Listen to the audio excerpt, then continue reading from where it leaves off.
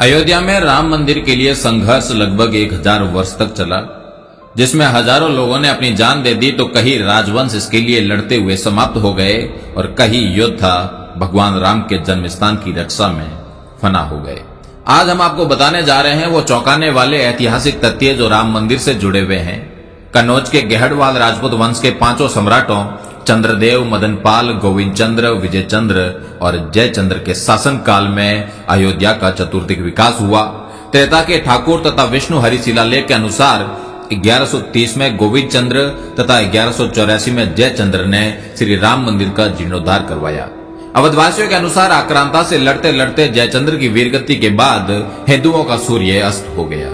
देश में विदेशी आक्रांताओं का दौर बढ़ने लगा और भारत पर हो रहे आक्रमणों की इस कड़ी में खानवा के युद्ध के बाद महाराणा सांगा की मृत्यु तथा चंदेरी में मेदिनी राय प्रत्यार की वीरगति के बाद बाबर ने अवध पर विजय के लिए मीराबाकी को सेनापति बनाया। वर्तमान अयोध्या के हंसवर के राजा रणविजय सिंह और उनकी पत्नी जयकुमारी ने अन्य स्थानीय राजपूत शासकों के साथ मिलकर बाबर के सेनापति मीरबाकी द्वारा श्री राम जन्मभूमि पर बाबरी मस्जिद का निर्माण के विरुद्ध युद्ध लड़ा। लगभग 15 दिन तक जन्मभूमि परिसर रणविजय सिंह के नियंत्रण में रही, किंतु अंततः युद्ध में सभी वीरगति को प्राप्त हो गए। मीरबाकी ने 1528 में मंदिर तोड़कर बाबरी मस्जिद का निर्माण करवा दिया। 1678 से 1707 में औरंगजेब के समय पर राजेपुर के ठाकुर गजराज सिंह, सिसिंडा के कुंवर गोपाल सिंह, ठाकुर जगदम्बा सिंह, बाबा केशवदास और हजारों राजपूतों ने राम जन्मभूमि के लिए दर्जनों लड़ाइयां लड़ी। ठाकुर जगदम्बा सिंह का बलिदान तो आज भी अवध की लोक कथाओं में अमर है। बाबर की मृत्यु के बाद मुगल सत्ता में जयपुर के शासकों का हस्तक्षेप अधिक रहा।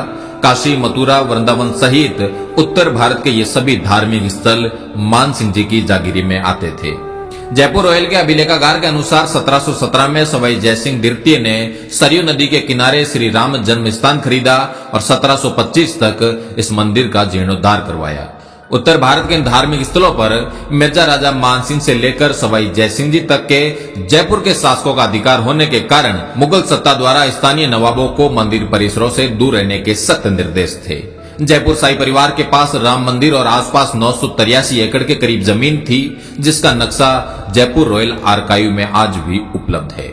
सवाई जयसिंह जी की मृत्यु के बाद यह क्षेत्र नवाबों के अधीन रहा। नवाबों के शासन में श्री राम जन्मभूमि पर पुनः मस्जिद का निर्माण होता रहा। अमेठी के राजा बंदाल गोती राजपूत वंश के गुरुदत्त सिंह और पीपरा के चंदेल राजा राजकुमार सिंह ने राम मंदिर के लिए नवाब शहादत अली खान के साथ लगातार 5 लड़ाइयां लड़ी।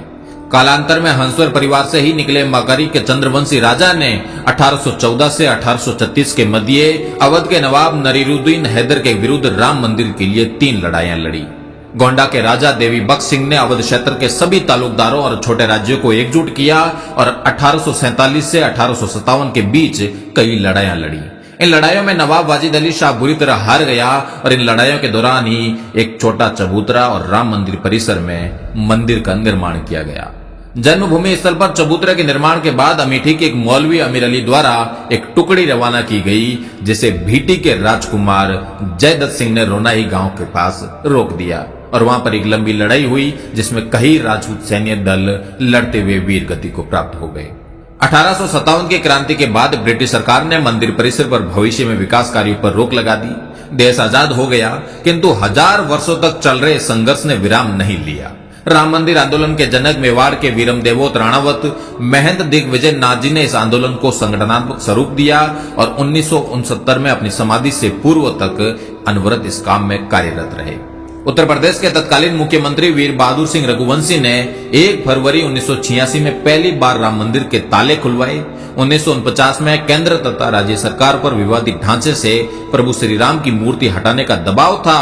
उस समय फैजाबाद के सिटी मजिस्ट्रेट ठाकुर गुरुदत्त सिंह ने मूर्ति नहीं हटने दी। फलस्वरूप उन्हें अपनी नौकरी से हाथ धोना पड़ा।